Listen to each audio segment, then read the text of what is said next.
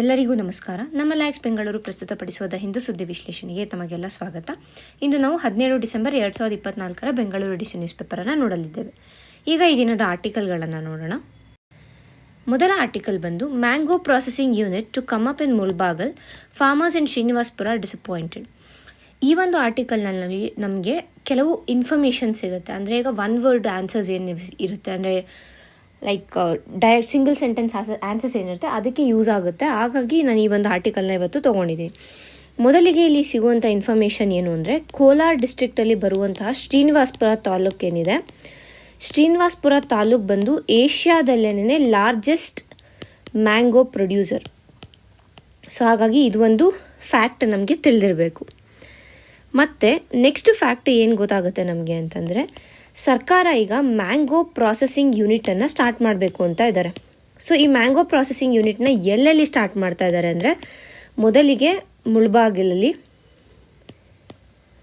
ಇದು ಕೋಲಾರಲ್ಲಿದೆ, ಮತ್ತು ಇನ್ನು ಹಾವೇರಿಯಲ್ಲಿ ಒಂದು ಸ್ಟಾರ್ಟ್ ಮಾಡ್ತಾ ಇದ್ದಾರೆ, ಮತ್ತೊಂದು ರಾಮನಗರಲ್ಲಿ ಸ್ಟಾರ್ಟ್ ಮಾಡ್ತಾ ಇದ್ದಾರೆ. ಹಾವೇರಿಯಲ್ಲಿ ಸ್ಟಾರ್ಟ್ ಮಾಡ್ತಾ ಇರೋದು ಹಾನಗಲ್ ತಾಲೂಕು ಏನಿದೆ, ಈ ಹಾನಗಲ್ ತಾಲೂಕಲ್ಲಿ ಹಾವೇರಿಯಲ್ಲಿ ಮ್ಯಾಂಗೋ ಪ್ರೊಸೆಸಿಂಗ್ ಯೂನಿಟನ್ನು ಸ್ಟಾರ್ಟ್ ಮಾಡೋದಕ್ಕೆ ನಿರ್ಧರಿಸೋದು. ಸೊ ಈ ಮೂರು ಪ್ಲೇಸಸಲ್ಲಿ ಮ್ಯಾಂಗೋ ಪ್ರೊಸೆಸಿಂಗ್ ಯೂನಿಟ್ ಬರುತ್ತೆ. ಮತ್ತು ಶ್ರೀನಿವಾಸ್ಪುರ ಕೋಲಾರ ತಾಲೂಕಲ್ಲಿ ಇದೆ, ಇದು ಏಷ್ಯಾದಲ್ಲೇ ಲಾರ್ಜೆಸ್ಟ್ ಮ್ಯಾಂಗೋ ಪ್ರೊಡ್ಯೂಸರ್ ಆಗಿದೆ ಅನ್ನೋದು ನಮಗೆ ತಿಳಿದಿರಬೇಕು. ಸೊ ಇಷ್ಟು ಬೇಸಿಕ್ ಇನ್ಫಾರ್ಮೇಷನ್ ಅಷ್ಟೇ ಈ ಒಂದು ಆರ್ಟಿಕಲ್ನಲ್ಲಿ ನಮಗೆ ಸಿಗುತ್ತೆ.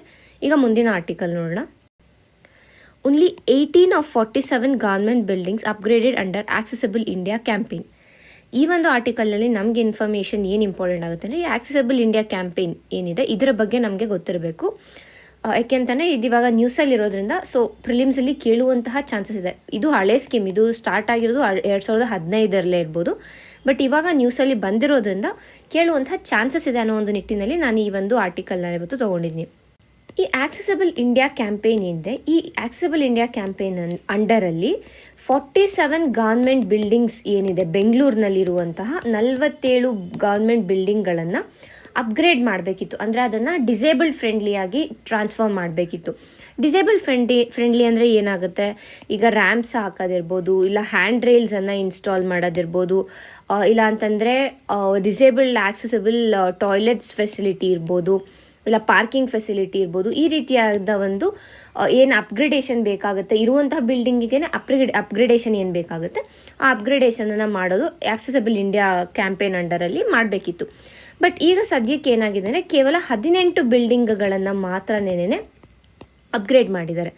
ಸೊ ಇಲ್ಲಿ ನಮಗೆ ಒಂದು ಕಡೆ ಏನು ಗೊತ್ತಾಗುತ್ತೆ ಅಂತಂದರೆ, ಸರಿಯಾದ ಒಂದು ಇಂಪ್ಲಿಮೆಂಟೇಷನ್, ಲ್ಯಾಕ್ ಆಫ್ ಇಂಪ್ಲಿಮೆಂಟೇಷನ್ ಇಲ್ಲಿ ಕಾಣಿಸ್ತಾ ಇದೆ. ಯಾಕೆ ಅಂತಂದರೆ 47 ಗವರ್ಮೆಂಟ್ ಬಿಲ್ಡಿಂಗ್ ಸೆಲೆಕ್ಟ್ ಮಾಡೋದು, ಕೇವಲ 18ರಲ್ಲಿ ಮಾತ್ರ ಇಂಪ್ಲಿಮೆಂಟ್ ಆಗಿರೋದು. ಸೊ ಹಾಗಾಗಿ ಇಂಪ್ಲಿಮೆಂಟೇಷನ್ ಏನಿದೆ, ಇಂಪ್ಲಿಮೆಂಟೇಷನ್ ಪ್ರಾಬ್ಲಮ್ ಇದೆ ಇಲ್ಲಿ. ಮತ್ತು ಇದರಿಂದ ಏನು ನಾವು ಇನ್ಕ್ಲೂಸಿವ್ ಸೊಸೈಟಿಯನ್ನು ಬಿಲ್ಡ್ ಮಾಡಬೇಕು ಅಂದ್ಕೋತಾ ಇದ್ದೀವಿ. ಏನು ಇನ್ಕ್ಲೂಸಿವ್ ಸೊಸೈಟಿ ಅಂತಂದರೆ, ಎಲ್ಲರೂ ಈಕ್ವಲ್, ಎಲ್ಲ ಒಂದು ಸಿಟಿಸನ್ಸ್ಗೂ ಎಲ್ಲದರಲ್ಲೂ ಈಕ್ವಲ್ ಆಕ್ಸೆಸಿಬಿಲಿಟಿ ಇರಬೇಕು. ಸೊ ಎಲ್ಲರೂ ಪಾರ್ಟಿಸಿಪೇಟ್ ಮಾಡಬೇಕು ಅನ್ನೋದು ಇನ್ಕ್ಲೂಸಿವ್ ಸೊಸೈಟಿ. ಸೊ ಇನ್ಕ್ಲೂಸಿವ್ ಸೊಸೈಟಿಯ ವಿಷನ್ ಏನಿದೆ ಅದು ಕೂಡ ಇಲ್ಲಿ ನಾವು ರಿಯಲೈಸ್ ಮಾಡೋಕ್ಕೆ ಆಗ್ತಾ ಇಲ್ಲ.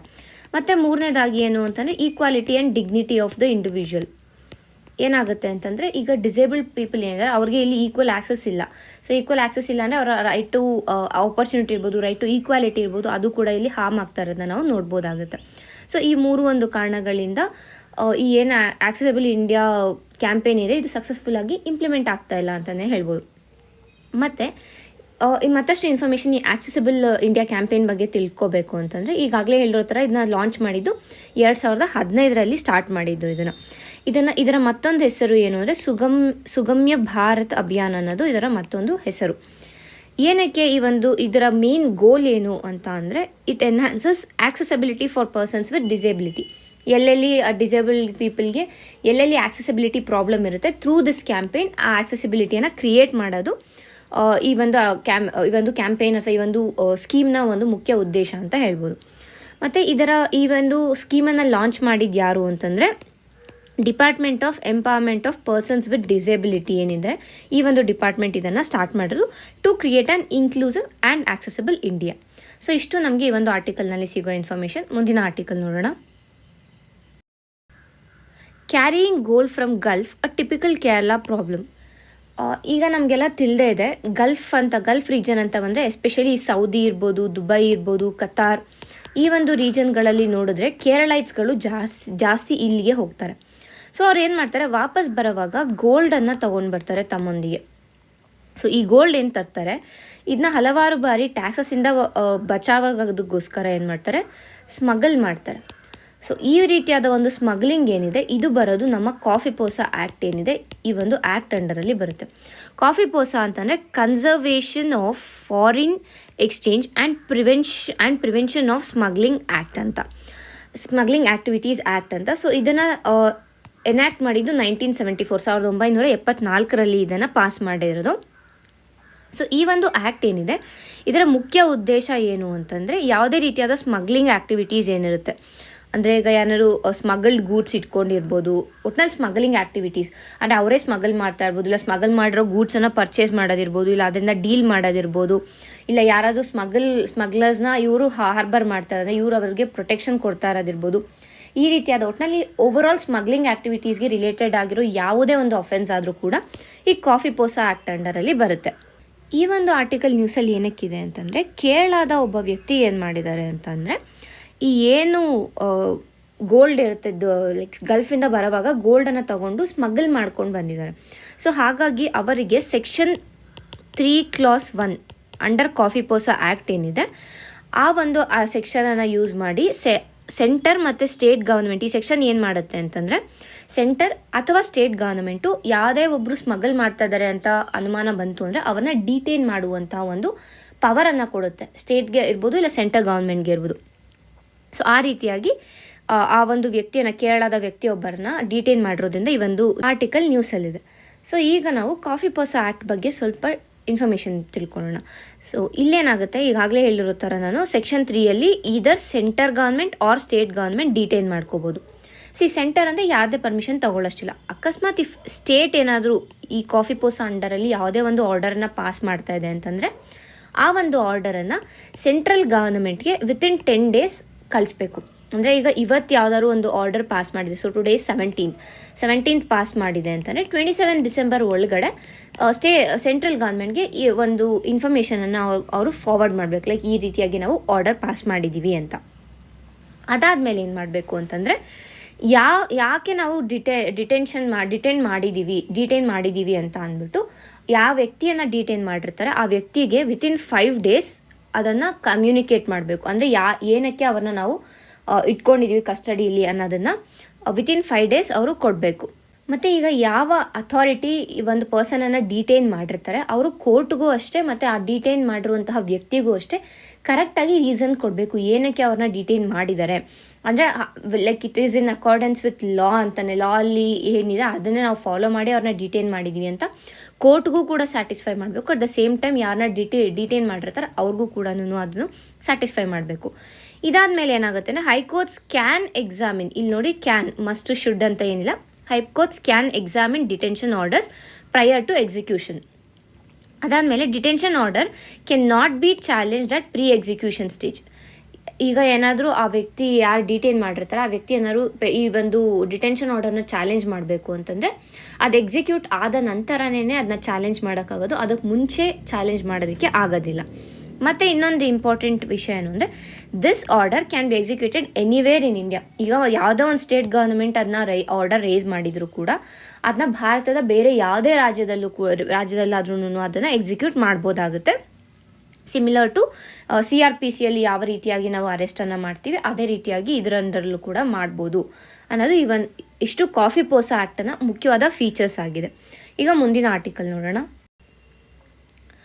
ಇಲ್ಲಿ ಈ ಎರಡು ಆರ್ಟಿಕಲ್ಸ್ ಏನಿದೆ ಇದೆರಡೂ ಭಾರತದ ಅತ್ಯಂತ ಗಣ್ಯ ವ್ಯಕ್ತಿಗಳೇನಿದ್ದಾರೆ ಇವರ ಒಂದು ನಿಧನದ ಕುರಿತಾಗಿದೆ. ಅವರು ಯಾವ ರೀತಿಯಾಗಿ ಭಾರತದ ಕಲ್ಚರ್ಗೆ ಆಗ್ಬೋದು, ಇಲ್ಲ ಎನ್ವಿರಾನ್ಮೆಂಟ್ಗೆ ಆಗ್ಬೋದು, ಇಲ್ಲ ಭಾರತಕ್ಕೆ ಯಾವ ರೀತಿಯಾದ ಒಂದು ಕಾಂಟ್ರಿಬ್ಯೂಷನನ್ನು ಮಾಡಿದ್ದಾರೆ ಅನ್ನೋದು ನಾವು ತಿಳ್ಕೊಬೇಕು. ಮತ್ತು ಅವ್ರಿಗೆ ಯಾವ ಅವಾರ್ಡ್ ಬಂದಿದೆ ಅನ್ನೋದು ಕೂಡ ತಿಳ್ಕೊಬೇಕಾಗುತ್ತೆ. ಮೊದಲಿಗೆ ಪದ್ಮಶ್ರೀ ಅವಾರ್ಡಿ ತುಳಸಿ ಗೌಡ ಡೆಡ್. ಸೊ ಈ ತುಳಸಿ ಗೌಡ ಅವರು ಏನಿದ್ದಾರೆ ಇವರನ್ನು ನಾವು ಎನ್ಸೈಕ್ಲೋಪೀಡಿಯಾ ಆಫ್ ಫಾರೆಸ್ಟ್ ಅಂತ ಕೂಡ ಕರಿತೀವಿ.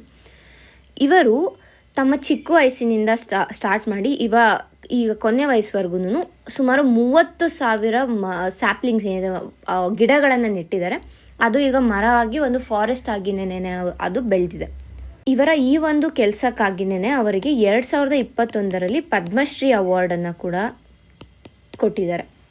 ಸೊ ಇಷ್ಟು ನಮಗೆ ಬೇಸಿಕ್ ಇನ್ಫಾರ್ಮೇಷನ್. ಮತ್ತು ಈ ತುಳಸಿ ಗೌಡ ಅವರೇನಿದ್ದಾರೆ, she is a tribal women. ಇವರು ಬುಡಕಟ್ಟು ಜನಾಂಗದವರಾಗಿದ್ದು ಇವರ ಒಂದು ಟ್ರೈಬ್ ಏನಿದೆ ಇದರ ಹೆಸರು ಬಂದು ಹಾಲಕ್ಕಿ ಟ್ರೈಬ್.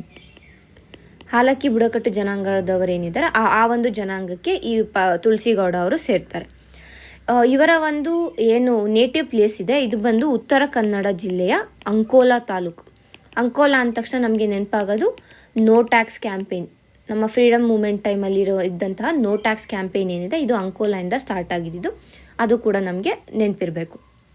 ಮತ್ತೊಂದು ವಿಷಯ ಏನು ಅಂತಂದರೆ ಜಾಕಿರ್ ಹುಸೇನ್ ಅಂತ ಅಂದ ತಕ್ಷಣ ನಮಗೆ ತಬ್ಲಾ ನೆನಪಾಗುತ್ತೆ. ಸೊ ಇವರು ತಬ್ಲಾ ಪರಿಣಿತರಾಗಿದ್ದು ಇವರಿಗೆ ಪದ್ಮವಿಭೂಷಣ್ ಬಂದಿದೆ.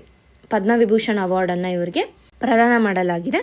ಮತ್ತು ಇವರ ತಂದೆಯವರು ಉಸ್ತಾದ್ ಅಲ್ಲಾ ರಾಖಾ ಏನಿದ್ದಾರೆ ಅವರು ಕೂಡ ತಬಲಾ ಮಾಸ್ಟ್ರು ಆಗಿದ್ದರು. ಆದ್ದರಿಂದ ಇವರು ಕೂಡ ಅದನ್ನೇ ಕಲ್ತ್ಕೊಂಡು ಮತ್ತಷ್ಟು ತಬಲಾನ ಗ್ಲೋಬಲ್ ಲೆವೆಲಲ್ಲಿ ಪ್ರಪಂಚದಾದ್ಯಂತ ಭಾರತದ ತಬಲಾ ಏನಿದೆ ಅದನ್ನು ಮತ್ತಷ್ಟು ಫೇಮಸ್ ಮಾಡಿದ್ರು ಅನ್ನೋದು ಇವರ ಒಂದು ಮುಖ್ಯ ಕಾಂಟ್ರಿಬ್ಯೂಷನ್ ಆಗಿದೆ. ಇಷ್ಟು ಇವೆರಡು ಆರ್ಟಿಕಲ್ನಲ್ಲಿ ಸಿಗೋ ನಮ್ಗೆ ಇನ್ಫಾರ್ಮೇಷನ್ ಆಗಿದೆ. ಈಗ ಮುಂದಿನ ಆರ್ಟಿಕಲ್ ನೋಡೋಣ. Levy a higher GST rate on tobacco sugared beverages. ಇತ್ತೀಚೆಗಷ್ಟೇ ಏನು ಹೇಳಿದೆ, ಗ್ರೂಪ್ ಆಫ್ ಮಿನಿಸ್ಟರ್ಸ್ ಅನ್ನುವಂಥ, ಈಗ ನಮಗೆ ಗೊತ್ತಿದೆ ಗ್ರೂಪ್ ಆಫ್ ಮಿನಿಸ್ಟರ್ಸ್ ಆಗ ಒಂದು ಮೀಟಿಂಗನ್ನು ಮಾಡಿ ಹಲವಾರು ಡಿಸಿಷನ್ಸನ್ನು ತಗೋತಾರೆ. ಸೊ ಆ ಒಂದು ಡಿಸಿಷನ್ಸ್ ಅಥವಾ ಆ ಒಂದು ಸಜೆಷನ್ಸ್ ಏನು ಕೊಡ್ತಾರೆ, ಆ ಸಜೆಷನಲ್ಲಿ ಒಂದು ಸಜೆಷನ್ ಏನು ಕೊಟ್ಟಿದ್ದಾರೆ ಅವರು ಅಂತಂದರೆ, ಈ GST ರೇಟ್ಸ್ ಏನಿದೆ ಆನ್ ಟೊಬ್ಯಾಕೋ ಮತ್ತು ಶುಗರ್ಡ್ ಬೆವರೇಜಸ್ ಈ ಎರಡನ್ನು ನಾವು ಇನ್ಕ್ರೀಸ್ ಮಾಡಬೇಕು. ಈಗ ಸದ್ಯಕ್ಕೆ ಕಡಿಮೆ ಇದೆ, ಈಗ ಸದ್ಯಕ್ಕೆ ಅಪ್ರಾಕ್ಸಿಮೇಟಾಗಿ 28% ಇದೆ. ಸೊ ಇದನ್ನು 35% ಮಾಡಬೇಕು ಅನ್ನೋ ಒಂದು ಸಜೆಷನನ್ನು ಈ ಒಂದು ಗ್ರೂಪ್ ಆಫ್ ಮಿನಿಸ್ಟರ್ಸ್ ಏನಿದೆ ಇದು ಕೊಟ್ಟಿದ್ದಾರೆ. ಸೊ ಈ ಒಂದು ನಿಟ್ಟಿನಲ್ಲಿ ನಾವು ಈ GST ರೇಟ್ಸನ್ನು ಇನ್ಕ್ರೀಸ್ ಮಾಡಿದ್ರೆ ಯಾವ ರೀತಿಯಾಗಿ ಬೆನಿಫಿಟ್ ಆಗುತ್ತೆ ಮತ್ತು ಯಾವ ರೀತಿಯಾಗಿ ಅಂದರೆ ಇದು ಮಾಡೋದು ಸರಿನಾ ತಪ್ಪಾ ಅನ್ನೋದ್ರ ಕುರಿತಾಗಿ ಸ್ವಲ್ಪ ಇನ್ಫಾರ್ಮೇಷನನ್ನು ನಾವು ನೋಡೋಣ. ಮೊದಲಿಗೆ ನಮಗೆ ತಿಳಿಬೇಕಾಗಿರೋ ಪಾಯಿಂಟ್ ಏನು ಅಂತಂದರೆ, ಭಾರತ ಬಂದು it is the second largest consumer of tobacco. So ಇಲ್ಲಿ ಟೊಬ್ಯಾಕೋ ಅಂತ ಬಂದಾಗ ಒಂದು ಬೀಡಿ ಬರುತ್ತೆ, ಒಂದು ಸಿಗರೇಟ್ ಬರುತ್ತೆ, ಮತ್ತೊಂದು ಬಂದು ಸ್ಮೋಕ್ಲೆಸ್ ಟೊಬ್ಯಾಕೋಸ್ ಅಂತ ಬರುತ್ತೆ, ಸ್ಮೋಕ್ಲೆಸ್ ಟೊಬ್ಯಾಕೋ. ಸೊ ಈ ಮೂರನ್ನು ಭಾರತದಲ್ಲಿ ನಾವು ಬಳಸ್ತಾ ಇದ್ದೀವಿ, ಅದು ಹೆಚ್ಚಿನ ಪ್ರಮಾಣದಲ್ಲಿ. So making India second largest user of tobacco. So ಈ ಟೊಬ್ಯಾಕೋ ಏನಿದೆ ಇದು ನಾನ್ ಕಮ್ಯುನಿಕಬಲ್ ಡಿಸೀಸಸ್ ಏನಿದೆ ಇದನ್ನು ಹೆಚ್ಚು ಮಾಡುತ್ತೆ, ಇದರ ಇನ್ಸಿಡೆನ್ಸನ್ನು ಹೆಚ್ಚು ಮಾಡುತ್ತೆ. ಒಂದು ಡೇಟಾ ಏನು ಹೇಳುತ್ತೆ ಅಂದರೆ ಅಪ್ರಾಕ್ಸಿಮೇಟಾಗಿ 3500 ಡೈಲಿ ಡೆತ್ಸ್ ಏನಾಗುತ್ತೆ ಇಂಡಿಯಾಲಿ, ಇದು ಬಿಕಾಸ್ ಆಫ್ ಟೊಬ್ಯಾಕೋ ಅಂತಲೇ ಇಲ್ಲಿ ಹೇಳ್ತಾರೆ. ಅದಾದಮೇಲೆ ಏನು ಅಂದರೆ 2017ನಲ್ಲಿ ಎಕನಾಮಿಕ್ ಬರ್ಡನ್, ಟೊಬ್ಯಾಕೋಯಿಂದ ಆದಂತಹ ಎಕನಾಮಿಕ್ ಬರ್ಡನ್ ಏನಿದೆ it is approximately 1.4% of GDP. So ಇಲ್ಲಿ ನಾವು ನೋಡ್ಬೋದು, ನಮ್ಮ ಹೆಲ್ತ್ ಎಕ್ಸ್ಪೆಂಡಿಚರ್ ಏನಿದೆ health expenditure made by government ಏನಿದೆ ಅದೇ ಬರೀ 2% ಆಫ್ GDP ಇದೆ, ಅಪ್ರಾಕ್ಸಿಮೇಟಾಗಿ 2% ಇದೆ. ಬಟ್ ಇಲ್ಲಿ ನಾವು ನೋಡಿದ್ರೆ ಎಕನಾಮಿಕ್ ಬರ್ಡನ್ ಏನು ಟೊಬ್ಯಾಕೋಯಿಂದ ಆಗುತ್ತೆ ಆ ಬರ್ಡನ್ ಏನೇ 1.4% ಆಫ್ GDP ಇದೆ. ಸೊ ಅಂದರೆ ಹೆಚ್ಚಿನ ಬರ್ಡನನ್ನು ನಾವು ಬಿಕಾಸ್ ಆಫ್ ಟೊಬ್ಯಾಕೋ ಅನುಭವಿಸ್ತಾ ಇದ್ವಿ ಭಾರತದಲ್ಲಿ.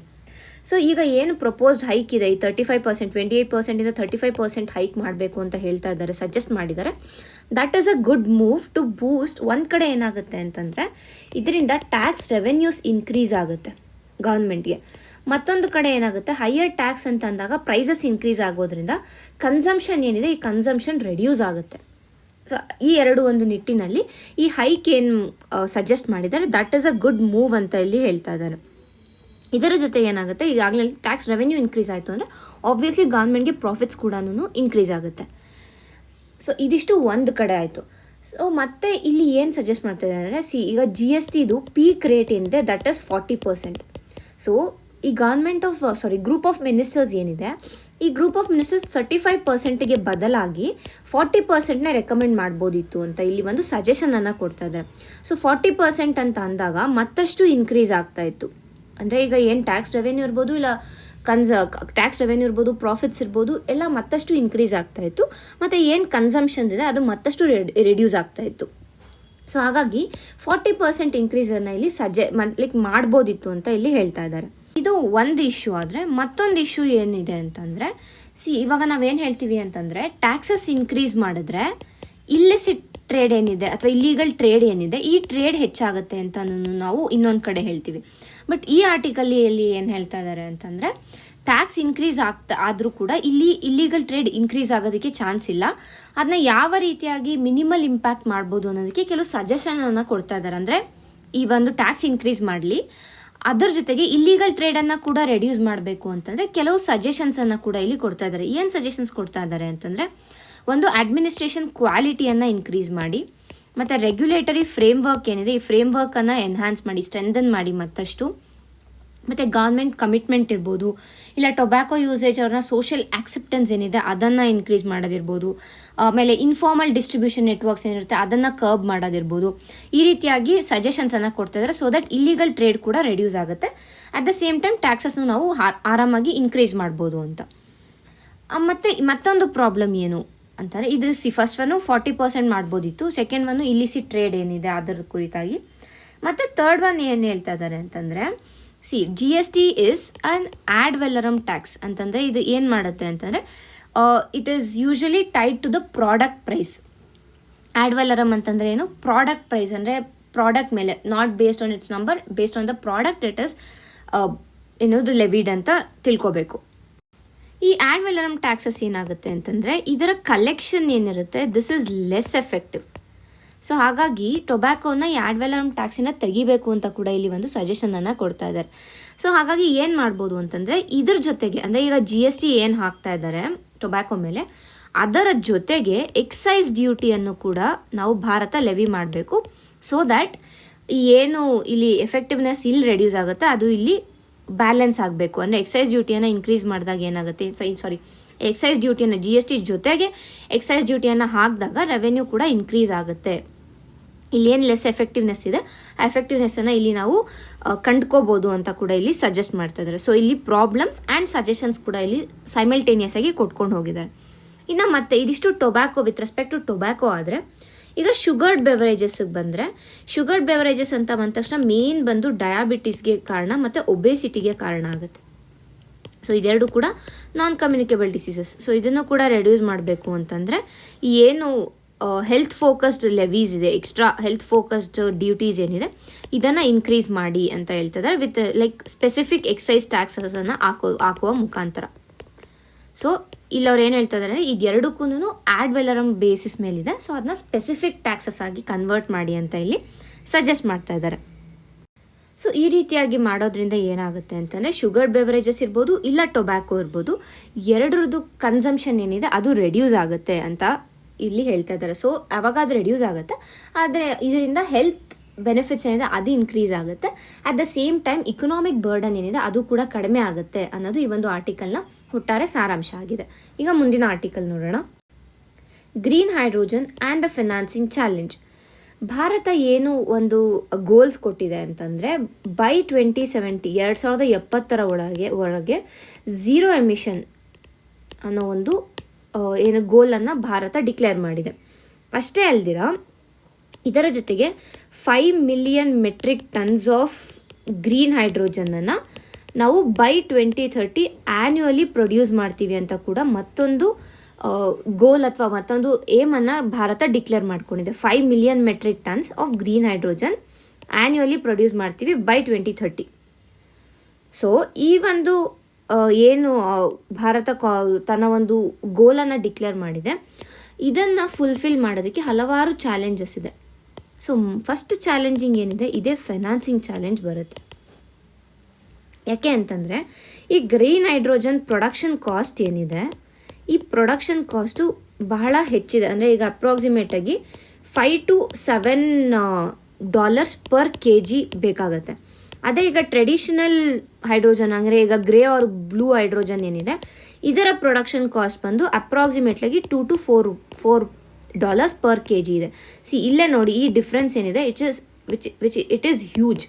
ಸೊ ಭಾರತ ಈಗ ನಾವು ಸದ್ಯಕ್ಕೆ ನಮ್ಮ ಪ್ರೊಡಕ್ಷನ್ನ ಇನ್ಕ್ರೀಸ್ ಮಾಡ್ತೀವಿ ಅಂತ ಹೋದರೂ ಕೂಡ ಈ ಗ್ಯಾಪನ್ನು ಫುಲ್ಫಿಲ್ ಮಾಡೋದಕ್ಕೆ ಆಗೋದಿಲ್ಲ. ಬಿಕಾಸ್ ರಿನ್ಯೂಯಬಲ್ ಎನರ್ಜಿ ಅಂತ ಬಂದಾಗ it is huge initial cost ಬರುತ್ತೆ. ಅದು especially it is capital cost. So ಹಾಗಾಗಿ ಏನಾಗುತ್ತೆ, ಒಂದು ಕಡೆ ಇಕನಾಮಿಕ್ ಸೋಷಿಯಲ್ ಸೆಕ್ಯೂರಿಟಿಯನ್ನು ನೋಡಬೇಕು, at the same time energy ಸೆಕ್ಯೂರಿಟಿಯನ್ನು ನೋಡಬೇಕು ಅಂದಾಗ ಭಾರತಕ್ಕೆ ಈ ಫಿನಾನ್ಸಿಂಗ್ ಪ್ರಾಬ್ಲಮ್ ಏನಿದೆ, ಗ್ರೀನ್ ಹೈಡ್ರೋಜನ್ ಫಿನಾನ್ಸಿಂಗ್ ಪ್ರಾಬ್ಲಮ್, ಈ ಪ್ರಾಬ್ಲಮ್ ಏನಿದೆ ಬಹಳ ಪ್ರಮುಖ ಆಗುತ್ತೆ. ಮತ್ತು ಈ ಗ್ರೀನ್ ಹೈಡ್ರೋಜನ್ ಈ ಫೈನಾನ್ಸಿಂಗ್ ಏನಿದೆ ಮೇಯ್ನಾಗಿ ಈ ಗ್ರೀನ್ ಹೈಡ್ರೋಜನ್ ಅಂತ ಬಂದಾಗ ಅಥವಾ ಗ್ರೀನ್ ಹೈಡ್ರೋಜನ್ ಪ್ರೊಡಕ್ಷನ್ ಅಂತ ಬಂದಾಗ ಬೇಸಿಕಲಿ 2 ಇಂಪಾರ್ಟೆಂಟ್ ಫ್ಯಾಕ್ಟರ್ಸಲ್ಲಿ ಕನ್ಸಿಡರ್ ಆಗುತ್ತೆ. ಒಂದು ಬಂದು ಲೆವೆಲೈಸ್ಡ್ ಕಾಸ್ಟ್ ಆಫ್ ಎಲೆಕ್ಟ್ರಿಸಿಟಿ, ಮತ್ತೊಂದು ಬಂದು ಎಲೆಕ್ಟ್ರೋಲೈಸರ್ ಕಾಸ್ಟ್. ಇದು ಎರಡೂ ಕೂಡ ಹೈ ಕಾಸ್ಟ್ ಆಗುತ್ತೆ. ಈಗಾಗಲೇ ಹೇಳಿರೋ ಥರ ಇದೆರಡು ಕ್ಯಾಪಿಟಲ್ ಕಾಸ್ಟ್ ಆಗಿರುತ್ತೆ. ಸೊ ಈ ಒಂದು ಕಾಸ್ಟ್ ಏನಿದೆ ಇದು ಹೆವಿ ಇನ್ಕ್ರೀಸ್ ಆಗುತ್ತೆ ಇದರಿಂದ ನಮ್ಮ ಫೈನಾನ್ಸಿಂಗ್ ಇದು. ಸೊ ಹಾಗಾಗಿ ಇಲ್ಲಿ ಹಲವಾರು ಸಜೆಷನ್ಸನ್ನು ಕೊಡ್ತಿದ್ದಾರೆ, ಅಂದರೆ ಯಾವ ರೀತಿಯಾಗಿ ಒಂದು ಕ್ಯಾಪಿಟಲ್ ಕಾಸ್ಟನ್ನು ಕಟ್ ಮಾಡ್ಬೋದು ಅಂತ. ಇಲ್ಲಿ ಕೆಲವು ಎಕ್ಸಾಂಪಲ್ಸನ್ನು ಕೊಟ್ಟಿದ್ದಾರೆ. ಪ್ರಪಂಚದಾದ್ಯಂತ ಬೇರೆ ಬೇರೆ ದೇಶಗಳಲ್ಲಿ ಯಾವ ರೀತಿಯಾಗಿ ಗ್ರೀನ್ ಹೈಡ್ರೋಜನ್ ಪ್ರೊಡಕ್ಷನನ್ನು ಮಾಡ್ತಿದ್ದಾರೆ, ಯಾವ ರೀತಿಯಾಗಿ ಕ್ಯಾಪಿಟಲ್ ಕಾಸ್ಟನ್ನು ರೆಡ್ಯೂಸ್ ಮಾಡ್ತಾ ಇದ್ದಾರೆ ಅನ್ನೋ ಒಂದು ಕೆಲವು ಎಕ್ಸಾಂಪಲ್ಸನ್ನು ಕೊಟ್ಟಿದ್ದಾರೆ. ಮೊದಲ ಎಕ್ಸಾಂಪಲ್ ಬಂದು ಇಲ್ಲಿ UK ಕೊಡ್ತಾ ಇದ್ದಾರೆ. UK low carbon hydrogen standard certificates ಅನ್ನೋ ಕೆಲವು ಸರ್ಟಿಫಿಕೇಟ್ಸನ್ನು ಕೊಡ್ತಾ ಇದ್ದಾರೆ. ಇದು ಏನಾಗುತ್ತೆ, it provides a model for building market confidence. ಇದು ಸರ್ಟಿಫಿಕೇಟ್ಸ್ ಅಂತ ಬಂದ ತಕ್ಷಣ ಇಲ್ಲಿ ಮಾರ್ಕೆಟ್ ಕಾನ್ಫಿಡೆನ್ಸನ್ನು ಹೆಚ್ಚು ಮಾಡುತ್ತೆ. ಅದೇ ರೀತಿಯಾಗಿ ಬಂದಾಗ US ಮತ್ತು ಜಪಾನು, ಆಸ್ಟ್ರೇಲಿಯಾ ಇಲ್ಲೆಲ್ಲ ಏನು ಮಾಡ್ತಾ ಇದ್ದಾರೆ ಅಂತಂದರೆ ಟ್ರೆಡಿಷ್ನಲ್ ಇಂಡಸ್ಟ್ರಿಯಲ್ಲಿ ಇದಕ್ಕಿಂತ ಕನ್ಸಂಪ್ಷನ್ ಕೋ ಎವಾಲ್ವ್ ಸಿಸ್ಟಮ್ ಏನಿದೆ ಇದನ್ನು ಫಾಲೋ ಮಾಡ್ತಾ ಇದ್ದಾರೆ. ಸೊ ಹಾಗಾಗಿ ಭಾರತ ಕೂಡ ಈ ಒಂದು ರೀತಿಯಾದ ಸೆಲ್ಫ್ ಸಸ್ಟೈನ್ ಹೈಡ್ರೋಜನ್ ಕಾರಿಡಾರ್ಸ್ ಇರ್ಬೋದು, ಇದನ್ನೆಲ್ಲ ಇಲ್ಲಿ US ಇರ್ಬೋದು, ಜಪಾನ್ ಇರ್ಬೋದು, ಆಸ್ಟ್ರೇಲಿಯಾ ಅಲ್ಲಿ ಫಾಲೋ ಮಾಡ್ತಾರೆ. ಸೊ ಭಾರತ ಕೂಡ ಅದನ್ನು ಫಾಲೋ ಮಾಡಬೇಕು ಅಂತ ಇಲ್ಲಿ ಸಜೆಸ್ಟ್ ಮಾಡ್ತಾ ಇದ್ದಾರೆ. ಸೊ ಹಾಗಾದರೆ ಹೇಗೆ ಈ ಒಂದು ಇನ್ವೆಸ್ಟ್ಮೆಂಟ್ ಏನಿದೆ ಅಂದರೆ ಈ ಫಿನಾನ್ಸಿಂಗ್ ಪ್ರಾಬ್ಲಮ್ ಏನಿದೆ ಯಾವ ರೀತಿಯಾಗಿ ಇದನ್ನು ಸಾಲ್ವ್ ಮಾಡ್ಬೋದು ಅನ್ನೋದಕ್ಕೆ ಕೆಲವು ಸಜೆಷನ್ಸನ್ನು ಕೂಡ ಕೊಡ್ತಾಯಿದ್ದಾರೆ. ಸೊ ಮೊದಲ ಸಜೆಷನ್ ಏನು ಕೊಡ್ತಾ ಇದ್ದಾರೆ ಅಂದರೆ ಪಾಲಿಸಿ ಫ್ರೇಮ್ವರ್ಕ್.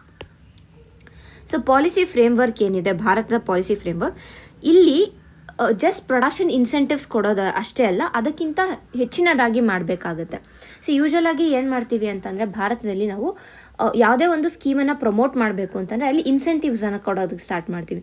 ಸೊ ಇಲ್ಲಿ ಏನು ಸಜೆಸ್ಟ್ ಮಾಡ್ತಾ ಇದ್ದಾರೆ ಅಂತಂದರೆ ಪಾಲಿಸಿ ಫ್ರೇಮ್ವರ್ಕನ್ನು ನೀವು ಇನ್ಸೆಂಟಿವ್ಸ್ ಕೊಡ್ಬೋದು, ಬಟ್ ಇಲ್ಲಿ ನಮಗೆ ಬೇಕಾದ್ದು ಇನ್ಸೆಂಟಿವ್ಸ್ಗಿಂತ ಹೆಚ್ಚಿನದಾದ ಬೇರೆ ಸ್ಟೆಪ್ಸ್ಗಳು ಬೇಕು. ಫಾರ್ ಎಕ್ಸಾಂಪಲ್ ಏನು ಮಾಡ್ಬೋದು ಅಂತಂದರೆ long term green hydrogen purchase ಅಗ್ರಿಮೆಂಟ್ಸನ್ನು ಇದು ಮಾಡ್ಬೋದು, long term green hydrogen purchase ಅಗ್ರಿಮೆಂಟ್ಸನ್ನು ಡೆವಲಪ್ ಮಾಡೋದಿರ್ಬೋದು, ಇಲ್ಲ ಅಂತಂದರೆ ಪಾರ್ಷಿಯಲ್ ಲೋನ್ ಗ್ಯಾರಂಟೀಸನ್ನು ಕೊಡೋದಿರ್ಬೋದು, ಇಲ್ಲ ಅಂತಂದರೆ ರೆಗ್ಯುಲೇಟರಿ ಸ್ಯಾಂಡ್ ಬಾಕ್ಸಸನ್ನು ಎಸ್ಟಾಬ್ಲಿಷ್ ಮಾಡೋದಿರ್ಬೋದು. ಸೊ ರೆಗ್ಯುಲೇಟರಿ ಸ್ಯಾಂಡ್ ಬಾಕ್ಸಸ್ ಅಂತಂದರೆ ಗ್ರೀನ್ ಹೈಡ್ರೋಜನನ್ನು ಟೆಸ್ಟ್ ಮಾಡೋದಕ್ಕೆ ಈ ರೆಗ್ಯುಲೇಟರಿ ಸ್ಯಾಂಡ್ ಬಾಕ್ಸಸನ್ನು ನಾವು ಸ್ಟಾರ್ಟ್ ಮಾಡಿದಾಗ ಏನಾಗುತ್ತೆ ಅಂತಂದರೆ ಆ ಟೆಸ್ಟಿಂಗ್ಗೆ ಬೇಕಾಗುವಂತಹ ಖರ್ಚುಗಳೇನಿರುತ್ತೆ, ಖರ್ಚು ವೆಚ್ಚ ಏನಿರುತ್ತೆ, ಫಿನಾನ್ಸಿಂಗ್ ಏನಿರುತ್ತೆ ಅದನ್ನು ಕೂಡ ಇಲ್ಲಿ ರೆಡ್ಯೂಸ್ ಮಾಡ್ಬೋದು. ಸೊ ಹಾಗಾಗಿ ಪಾಲಿಸಿ ಫ್ರೇಮ್ವರ್ಕ್ ಅಂತ ಬಂದಾಗ ಈ ಮೂರನ್ನು ನಾವು ಮಾಡಬೇಕು. ಒಂದು ಪರ್ಚೇಸ್ ಅಗ್ರಿಮೆಂಟ್ಸು, ಒಂದು ಪಾರ್ಷಿಯಲ್ ಲೋನ್ ಗ್ಯಾರಂಟೀಸು, ಒಂದು ರೆಗ್ಯುಲೇಟರಿ ಸ್ಯಾಂಡ್ ಬಾಕ್ಸಸ್ ಅಂತ ಇಲ್ಲಿ ಸಜೆಸ್ಟ್ ಮಾಡ್ತಾ ಇದ್ದಾರೆ. ಮತ್ತು ಸೆಕೆಂಡ್ ಸೊಲ್ಯೂಷನ್ ಏನು ಕೊಡ್ತಾ ಇದ್ದಾರೆ ಅಥವಾ ಸೆಕೆಂಡ್ ಸಜೆಷನ್ ಏನು ಕೊಡ್ತಾ ಇದ್ದಾರೆ ಅಂತಂದರೆ ಇಂಡಿಯನ್ ಫಿನಾನ್ಷಿಯಲ್ ಸೆಕ್ಟರ್ ಏನಿದೆ ಇದು ಟ್ರೆಡಿಷ್ನಲ್ ಪ್ರಾಜೆಕ್ಟ್ ಫಿನಾನ್ಸ್ ಪ್ಯಾರಾಡಿಮ್ಸ್ಗಿಂತ ಡಿಫ್ರೆಂಟ್ ಆಗಿ ಮಾಡಬೇಕು. ಅಂದರೆ ಕನ್ವೆನ್ಷನಲ್ ಎನರ್ಜಿಗೆ ಯಾವ ರೀತಿಯಾದ ಫಿನಾನ್ಸಿಂಗ್ ಫೆಸಿಲಿಟೀಸನ್ನು ಅವ್ರು ಯೂಸ್ ಮಾಡ್ತಾ ಇದ್ದೀವಿ ಭಾರತದಲ್ಲಿ, ಅದಕ್ಕಿಂತ ಡಿಫ್ರೆಂಟಾಗಿ ರಿನ್ಯೂಯಬಲ್ ಎನರ್ಜಿ ಎಸ್ಪೆಷಲಿ ಗ್ರೀನ್ ಹೈಡ್ರೋಜನ್ಗೆ ಫಾಲೋ ಮಾಡಬೇಕು ಅಂತ ಇಲ್ಲಿ ಹೇಳ್ತಾ ಇದ್ದಾರೆ.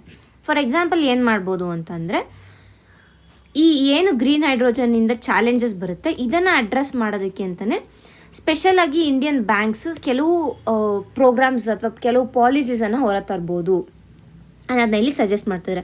ಫಾರ್ ಎಕ್ಸಾಂಪಲ್ ಏನು ಅಂತಂದರೆ ಲಾಂಗ್ ಟರ್ಮ್ ಡೆಡ್ಲೈನ್ಸನ್ನು ಕೊಡೋದಿರ್ಬೋದು. ಬಿಕಾಸ್ ಗ್ರೀನ್ ಹೈಡ್ರೋಜನ್ ಅಂತ ಬಂದಾಗ ರಿನ್ಯೂಯಬಲ್ ಎನರ್ಜಿ ಅಂದಾಗ ಸ್ವಲ್ಪ ಟೈಮ್ ಹಿಡಿಯುತ್ತೆ, ಅದನ್ನು ಪ್ರಾಫಿಟಾಗಿ ಟರ್ನ್ ಮಾಡೋದಕ್ಕೆ ಇರ್ಬೋದು ಅಥವಾ ಅದರಿಂದ ನಮಗೆ ಒಂದು ರೆವೆನ್ಯೂ ಬರೋದಕ್ಕೆ ಇರ್ಬೋದು, ಸ್ವಲ್ಪ ಲಾಂಗ್ ಟರ್ಮ್ ಟೈಮ್ ಹಿಡಿಯುತ್ತೆ. ಸೊ ಹಾಗಾಗಿ ಲಾಂಗ್ ಟರ್ಮ್ ಡೆಡ್ಲೈನ್ಸನ್ನು ಎನ್ಹಾನ್ಸ್ ಮಾಡೋದಿರ್ಬೋದು, ಇಲ್ಲಾಂತಂದರೆ ಕಾಂಪ್ಲೆಕ್ಸ್ ವ್ಯಾಲ್ಯೂ ಚೈನ್ ಇದೆ ಅದನ್ನು ಯಾವ ರೀತಿಯಾಗಿ ಡೀಲ್ ಮಾಡಬೇಕು ಅನ್ನೋದಿರ್ಬೋದು, ಇಲ್ಲಾಂತಂದರೆ ಬಾಂಡ್ಸ್ನ ಬ್ಲೆಂಡೆಡ್ ಬಾಂಡ್ಸನ್ನು ಪ್ರೊಡ್ಯೂಸ್ ಮಾಡೋದು. ಹೇಗೆ ಅಂತಂದರೆ ಫೈನಾನ್ಸ್ ಮತ್ತು ಗ್ರೀನ್ ಬಾಂಡ್ಸನ್ನು ಎರಡನ್ನೂ ಬ್ಲೆಂಡ್ ಮಾಡೋದಿರ್ಬೋದು. ಈ ರೀತಿಯಾದ ಕೆಲವು ಸಜೆಷನ್ಸನ್ನು ಕೊಡ್ತಾ ಇದ್ದಾರೆ. ಇಲ್ಲ ಅಂತಂದರೆ ಮಾಡ್ಯುಲರ್ ಪ್ರಾಜೆಕ್ಟ್ ಫಿನಾನ್ಸಿಂಗ್ ಇರ್ಬೋದು, ಇಲ್ಲ ಆ್ಯಂಕರ್ ಪ್ಲಸ್ ಫಿನಾನ್ಸಿಂಗ್ ಮಾಡೆಲ್ಸ್ ಅಂತ. ಅಂದರೆ ಈ ಆ್ಯಂಕರ್ ಪ್ಲಸ್ ಫಿನಾನ್ಸಿಂಗ್ ಮಾಡೆಲ್ಸಲ್ಲಿ ಏನಾಗುತ್ತೆ ಅಂತಂದರೆ ಯಾರೋ ಒಂದು ಕ್ರೆಡಿಟ್ ವರ್ತಿ ಆ್ಯಂಕರ್ ಇನ್ವೆಸ್ಟರ್ನ ತರ್ತಾರೆ. ಸೊ ಅವರ ಬೇಸಿಸ್ ಮೇಲೆ ಇವರಿದ್ದಾರೆ ಅನ್ನೋ ಇದ್ರ ಮೇಲೆ ಬೇರೆ ಫೈನಾನ್ಸರ್ಸ್ ಅಥವಾ ಬೇರೆ ಇನ್ವೆಸ್ಟರ್ಸ್ ಕೂಡ ಆ ಒಂದು ಪ್ರಾಜೆಕ್ಟಲ್ಲಿ ಇನ್ವೆಸ್ಟ್ ಮಾಡೋಕ್ಕೆ ಸ್ಟಾರ್ಟ್ ಮಾಡ್ತಾರೆ. ಸೊ ಆ ರೀತಿಯಾದ ಒಂದು ಸಜೆಷನನ್ನು ಕೂಡ ಇಲ್ಲಿ ಕೊಡ್ತಾ ಇದೆ, which is anchor plus financing model. ಅದನ್ನು ಕೂಡ ನಾವು ಫಾಲೋ ಮಾಡ್ಬೋದು ಅಂತ ಇಲ್ಲಿ ಸಜೆಸ್ಟ್ ಮಾಡ್ತಾ ಇದ್ದಾರೆ. ಇಲ್ಲ ಅಂತಂದರೆ ಎಕ್ವಿಪ್ಮೆಂಟ್ ಲೀಸ್ ಬೇಸಿಸ್ ಮೇಲೆ ಎಕ್ವಿಪ್ಮೆಂಟ್ಸನ್ನು ಇದು ಮಾಡೋದು. ಬಿಕಾಸ್ ಈ ಏನು ರಿನ್ಯೂಯಬಲ್ ಎನರ್ಜಿ ಇದೆ ಇದರ ಒಂದು ಎಕ್ವಿಪ್ಮೆಂಟ್ಸ್ನ ನಾವು ಸೆಟಪ್ ಮಾಡಬೇಕು ಅಂದರೆ that will also cost huge amount of money. So ಹಾಗಾಗಿ ಅದನ್ನು ಅವಾಯ್ಡ್ ಮಾಡೋದಕ್ಕೆ ಲೀಸಿಂಗನ್ನು ನಾವು ಇಲ್ಲಿ ಒಂದು ಸಜೆಷನ್ ಆಗಿ ಅವರು ಕೊಡ್ತಾ ಇದ್ದಾರೆ. ಮತ್ತು ಮೂರನೇ ಸೊಲ್ಯೂಷನ್ ಏನು ಕೊಡ್ತಾ ಇದ್ದಾರೆ ಅಂತಂದರೆ international collaboration. So international Bharat ಏನು ಮಾಡಬೇಕು ಅಂತಂದರೆ ಪ್ರಪಂಚದ ಬೇರೆ ಇತರೆ ಕಂಟ್ರಿಗಳು ಯಾವ ಕಂಟ್ರಿಗಳು ಗ್ರೀನ್ ಹೈಡ್ರೋಜನ್ ಪ್ರೊಡಕ್ಷನಲ್ಲಿ ಮುಂಚೂಣಿಯಲ್ಲಿವೆ ಅಂತಹ ಒಂದು ಕಂಟ್ರಿಗಳ ಜೊತೆ ಭಾರತ ಕೊಲಾಬರೇಟ್ ಆಗಬೇಕು, ಅಗ್ರಿಮೆಂಟ್ಸನ್ನು ಮಾಡ್ಕೊಬೇಕು. ಇದರಿಂದ ಏನಾಗುತ್ತೆ ಅಂತಂದರೆ ಪ್ರಾಕ್ಟಿಕಲ್ ಮಾರ್ಕೆಟ್ ಒಂದು ಕಡೆ ಸಿಗುತ್ತೆ ಮತ್ತು ಯಾವುದೇ ರೀತಿಯಾದ ಒಂದು ಚಾಲೆಂಜಸ್ ಬಂದರೂ ಕೂಡ ಅದನ್ನ ಯಾವ ರೀತಿಯಾಗಿ ಎದುರಿಸಬೇಕು ಅನ್ನೋದು ಭಾರತ ಪ್ರಿಪೇರ್ ಆಗುತ್ತೆ. ಫಾರ್ ಎಕ್ಸಾಂಪಲ್ ಏನು ಮಾಡ್ಬೋದು ಅಂತಂದರೆ ಒಂದು ಸ್ಟ್ಯಾಂಡರ್ಡೈಸ್ಡ್ ಕಾರ್ಬನ್ ಇಂಟೆನ್ಸಿಟಿಯನ್ನು ಕ್ರಿಯೇಟ್ ಮಾಡೋದಿರ್ಬೋದು, ಇಲ್ಲ ಹೈಡ್ರೋಜನ್ ಆರಿಜಿನ್ ಸರ್ಟಿಫಿಕೇಟ್ಸನ್ನು ಕ್ರಿಯೇಟ್ ಮಾಡೋದಿರ್ಬೋದು, ಇಲ್ಲ ಟ್ರೇಡ್ ಕಾರಿಡಾರ್ಸನ್ನು ಎಸ್ಟಾಬ್ಲಿಷ್ ಮಾಡೋದಿರ್ಬೋದು, ಸಪ್ಲೈ ಚೈನ್ಸನ್ನು ಸ್ಟ್ರೆಂಥನ್ ಮಾಡೋದಿರ್ಬೋದು. ಈ ರೀತಿಯಾಗಿ ಹಲವಾರು ಸ್ಟೆಪ್ಸ್ಗಳನ್ನು ಇಲ್ಲಿ ಸಜೆಸ್ಟ್ ಮಾಡ್ತಾ ಇದ್ದಾರೆ. ಒಟ್ಟಾರೆಯಾಗಿ ಭಾರತ ಈಗ ಏನು ಡಿಸಿಷನ್ ತೊಗೊಂಡಿದ್ದಾರೆ, ಒಡಿಶಾ, ಮಹಾರಾಷ್ಟ್ರ, ಗುಜರಾತಲ್ಲಿ ಈ ಇಂಡಸ್ಟ್ರಿಯಲ್ ಹಬ್ಸ್ ಏನಿದೆ ಅಲ್ಲಿ ಈ ಗ್ರೀನ್ ಹೈಡ್ರೋಜನನ್ನು ಹೆಚ್ಚಿನದಾಗಿ ಡೆವಲಪ್ ಮಾಡಬೇಕು ಅಂತ ಡಿಸೈಡ್ ಮಾಡಿದೆ. ಸೊ ಹಾಗಾಗಿ ಏನು ಮಾಡಬೇಕು ಅಂದರೆ ಮೇಯ್ನಾಗಿ ಫಿನಾನ್ಷಿಯಲ್ ಸ್ಟ್ರಕ್ಚರನ್ನು ಭಾರತ ಡಿಸೈಡ್ ಮಾಡ್ಕೋಬೇಕು. ಸೊ ಈ ಒಂದು ಸಜೆಷನ್ಸನ್ನು ಫಾಲೋ ಮಾಡಿದ್ರೆ ಏನು ಗ್ರೀನ್ ಹೈಡ್ರೋಜನ್ ಇದೆ ಅದರ ಫಿನಾನ್ಸಿಂಗ್ ಅಥವಾ ಇನ್ವೆಸ್ಟ್ಮೆಂಟ್ ರಿಸ್ಕ್ ಏನಿದೆ ಅದನ್ನು ಸ್ವಲ್ಪ ಕಡಿಮೆ ಮಾಡ್ಕೋಬೋದು. ಸೊ ದಟ್ ಪ್ರಾಜೆಕ್ಟ್ ಎಕ್ಸಿಕ್ಯೂಷನ್ ಮತ್ತು ಏನು ಕ್ಯಾಪಿಟಲ್ ಕಾಸ್ಟ್ ಆಗುತ್ತೆ ಮತ್ತು ಇನ್ವೆಸ್ಟ್ಮೆಂಟ್ಸ್ ಏನಿದೆ ಎಲ್ಲನೂ ಬ್ಯಾಲೆನ್ಸ್ ಆಗುತ್ತೆ ಅನ್ನೋದು ಈ ಒಂದು ಆರ್ಟಿಕಲ್ನ ಸಾರಾಂಶ ಆಗಿದೆ. ಇಷ್ಟು ಈ ದಿನದ ಆರ್ಟಿಕಲ್ಗಳಾಗಿವೆ. ಧನ್ಯವಾದಗಳು.